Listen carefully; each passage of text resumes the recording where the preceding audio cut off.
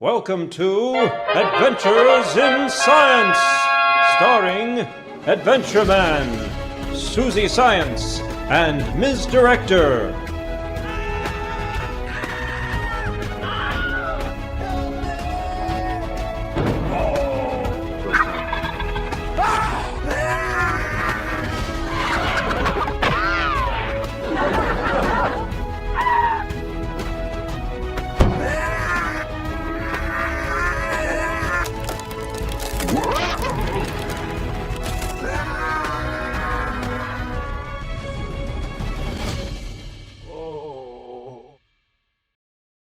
Hello, science fans. I'm Adventure Man. I'm Susie Science, and I'm Ms. Director. Welcome to another exciting episode of Adventures in Science. Today we'll be talking about, the fact that someone forgot to pay the electric bill? Nope, just a little hint about our topic for today. And that is... Light. Whoa! Nice touch, Ms. Director. Very dramatic. Thank you. More like very traumatic. A bit bright, don't you think? Well, the episode is about light, you know. Holy overkill, Batman. Hold on, I need to get something. Cut! 5 minutes later. That's better. Anyway, moving right along. Light. It's all around us. It's such a big part of our world that most of the time we don't even think about it, or how important it is. And where does most of the natural light on Earth come from? The sun. Hey, how'd I get here? Movie magic. Okay. Without the sun's light and energy, all living things on Earth would die. Right. The sun's light and energy is involved in so many different things on our planet that we couldn't possibly mention them all in just one show, but we'll definitely touch on some of them here today. The sun is a natural source of light. Maybe we should explain what a source means. Sure. A source means where something comes from.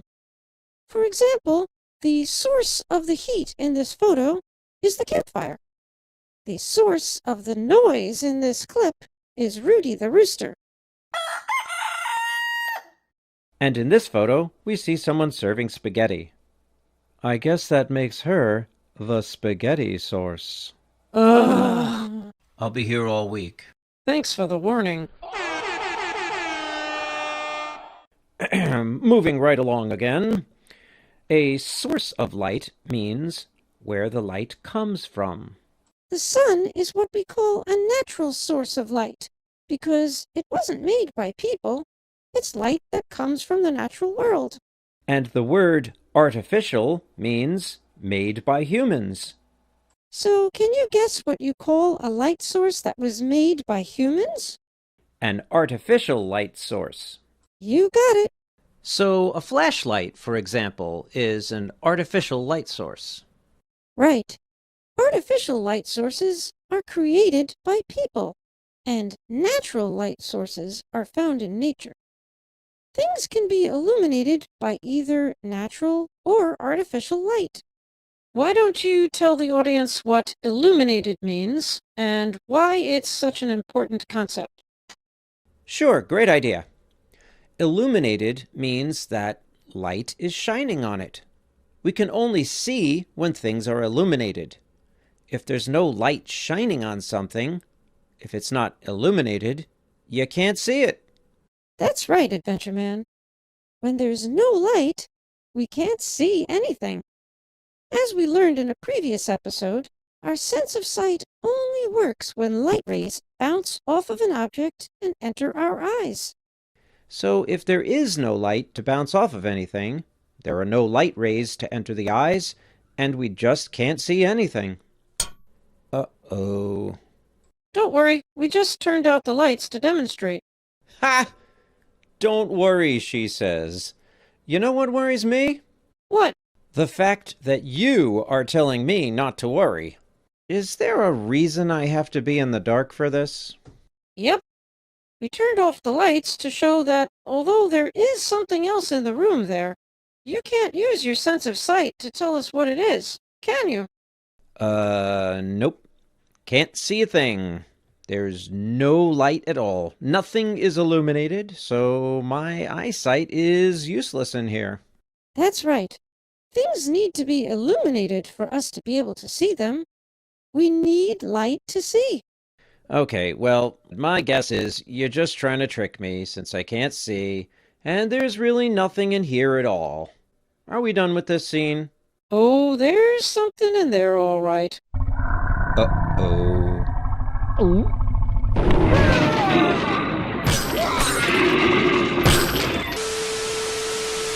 A little later.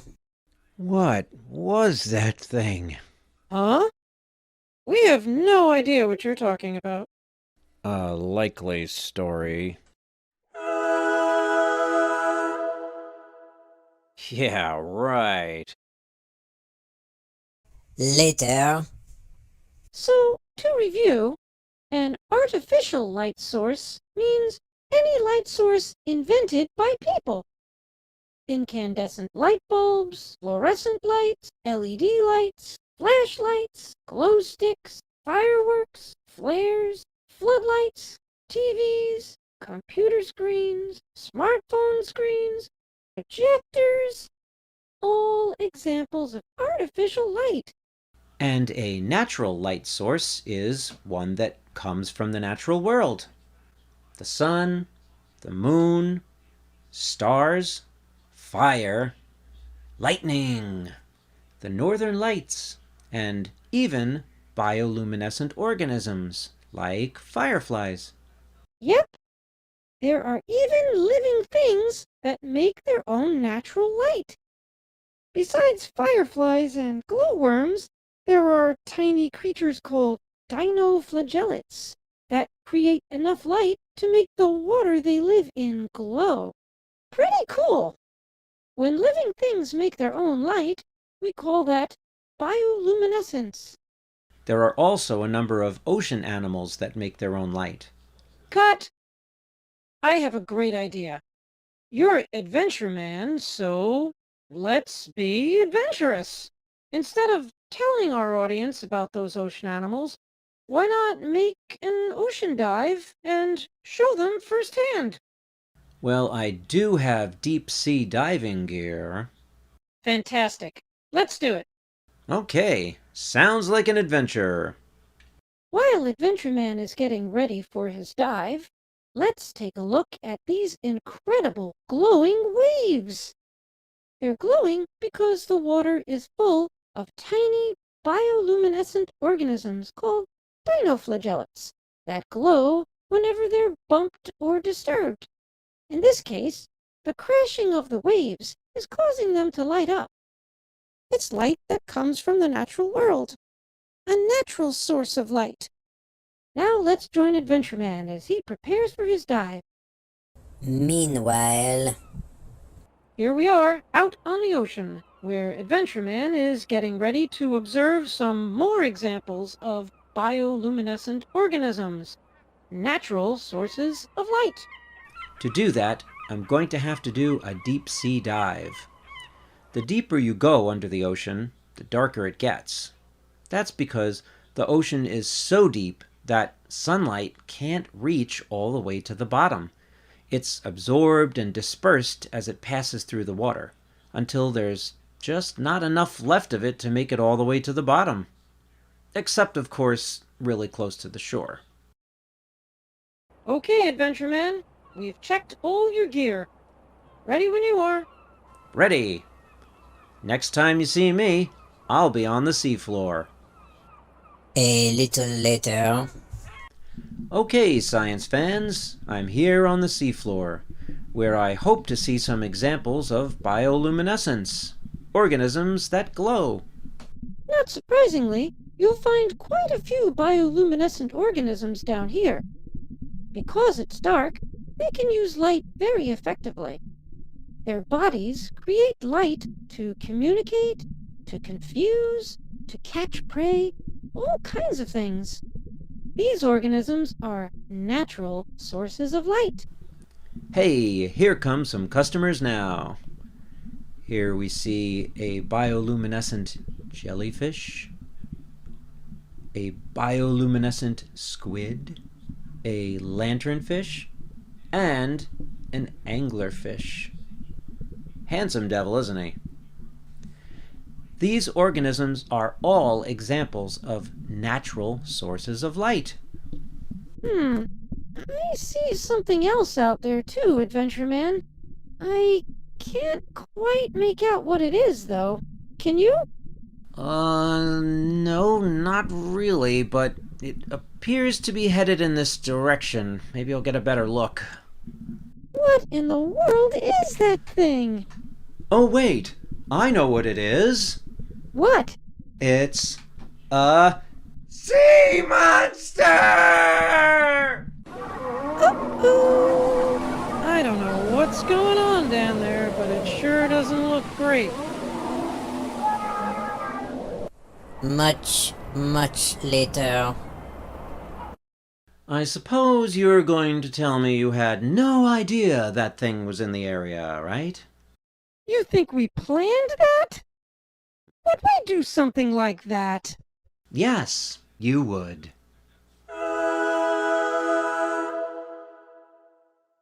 As if. Anyway, moving right along. Susie, why don't you tell the audience a little bit more about how light interacts with different kinds of things? Sure. Light is a kind of energy that travels from place to place. Unlike sound, it can't travel through opaque solid objects. It can be blocked, and that's how shadows are made. I don't get it.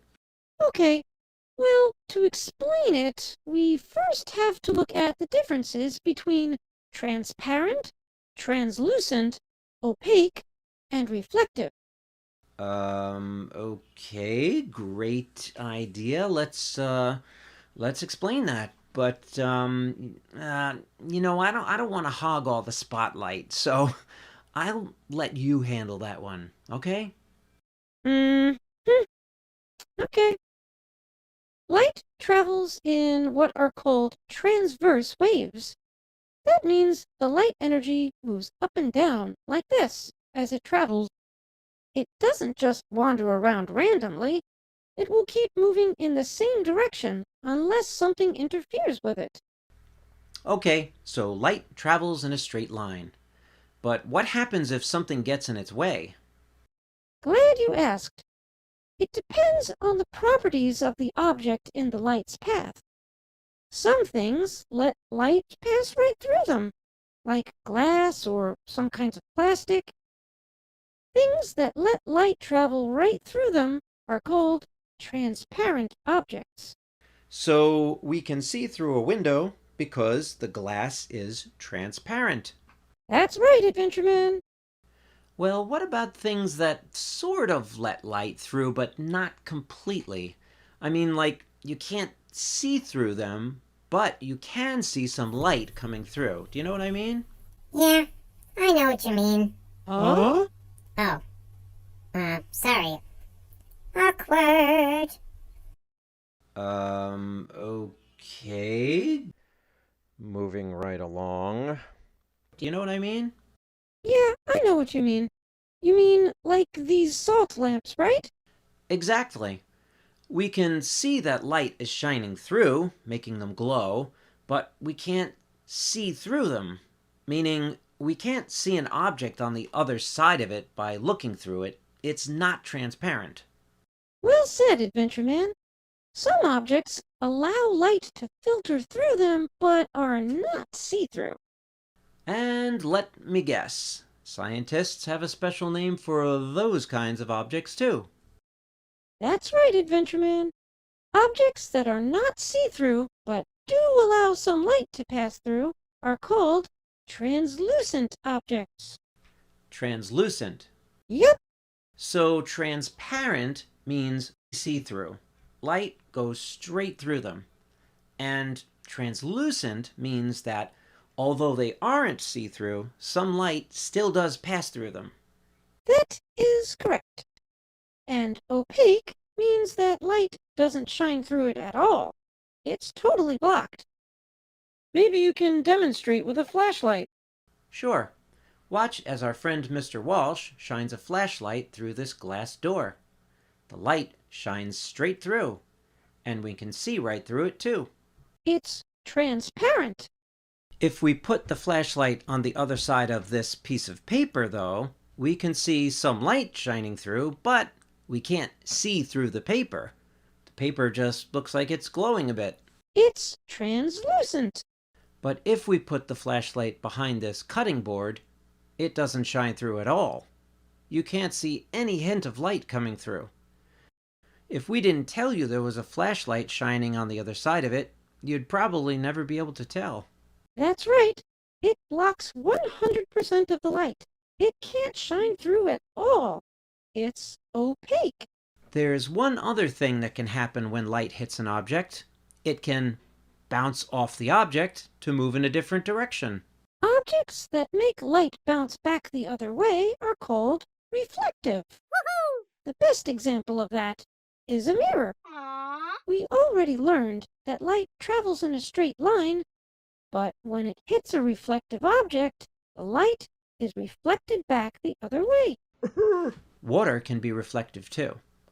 Look at how this lake acts just like a mirror. The water is a reflective surface. Adventure Man, why don't you show the audience your reflection in this puddle as an example? Sure, if I look down into this puddle here, you can see an image of me in it. The reason you can see that image is because the water is acting like a mirror. It's reflective. When you see your image in a mirror, that's called your reflection. That's right. This puddle is a reflective surface, so when I look into it, I see an image of myself, of the sky, of the clouds, of trees. Of a huge, ferocious dinosaur? Wait! What? Ah!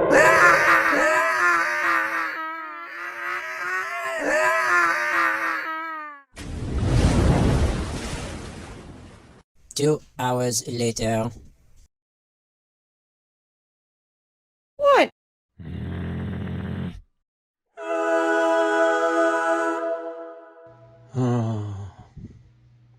Okay, moving right along. So, reflective surfaces can act like a mirror. Actually, there's a certain amount of reflection going on whenever light hits any surface. We touched on that a little bit in our episode about eyes. Without light reflecting off of different objects, not only would we have a world without colors, we wouldn't be able to see at all. But, as they say in the world of RPGs, that's beyond the scope of this adventure. Huh? It means it's not part of what we're doing today?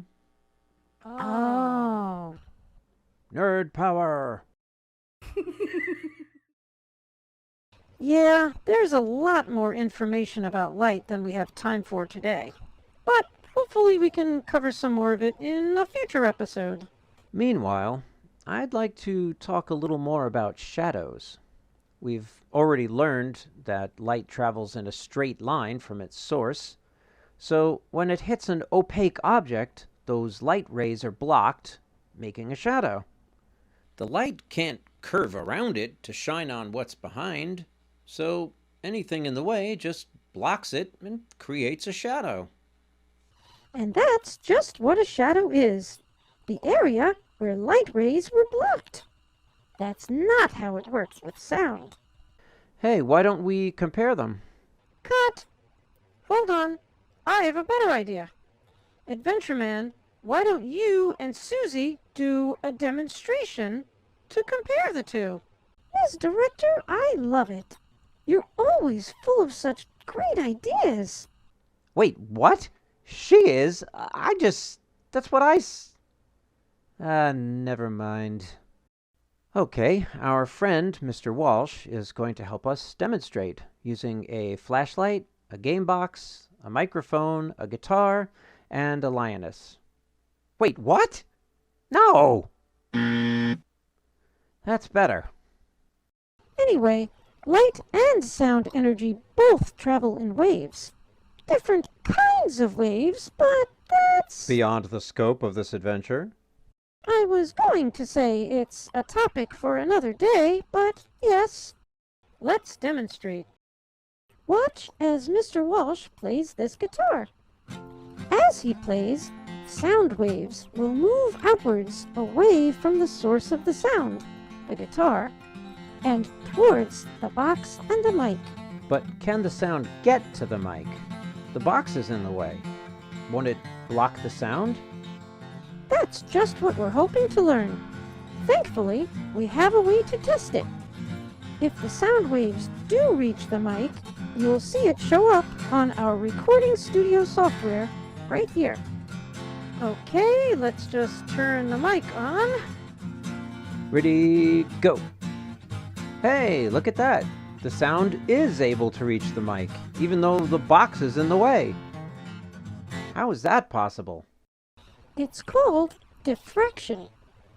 When the sound waves hit the box, they're able to bend around the edges of it, so they can still reach the mic, even though the box is in the way. But wait, when light waves hit an object, they make a shadow, which means the light waves couldn't reach the area where you see the shadow.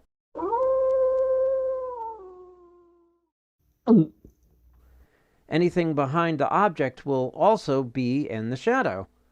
But if the sound waves can bend around the box, shouldn't the same thing happen with light? Let's find out. Here we see Mr. Walsh shining a flashlight in the direction of the box and the microphone.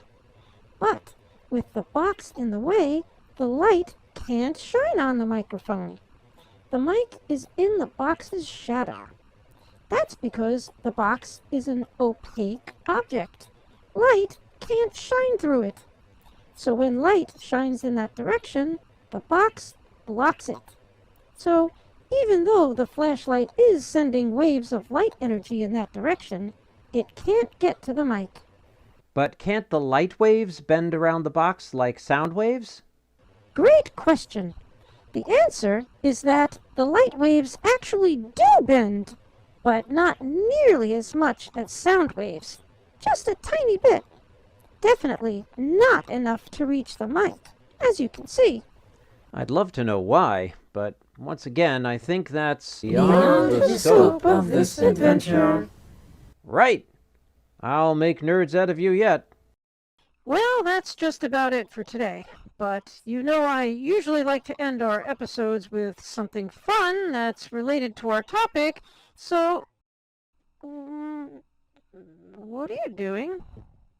Praying. Don't worry. I was just going to suggest the same kind of thing we did before, except this time, instead of a box, you'll be in the path of the light and sound waves. Okay.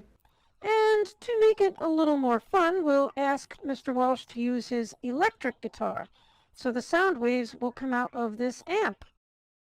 Well, I can't imagine any way that could end up with me falling off a cliff, so I'm in. Let's do it. Ready? First, here comes the light energy. Ready, go.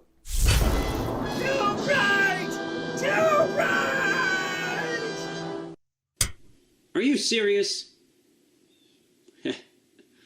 Little astronomy humor there. Nobody? Nothing? Okay. Moving right along. Let's try that again. Without the flashlight on the annihilate setting, please. Ready, go. That's more like it. And there's your shadow. It's official, Adventure Man. You're definitely opaque. And now for the sound energy. 5 minutes later. Ready, go.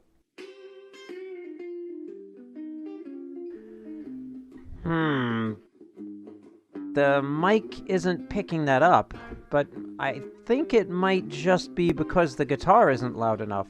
I think you're right. Maybe we should turn it up a little.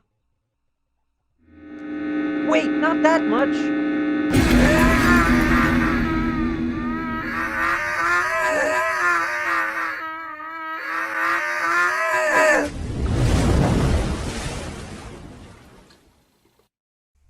2 hours later.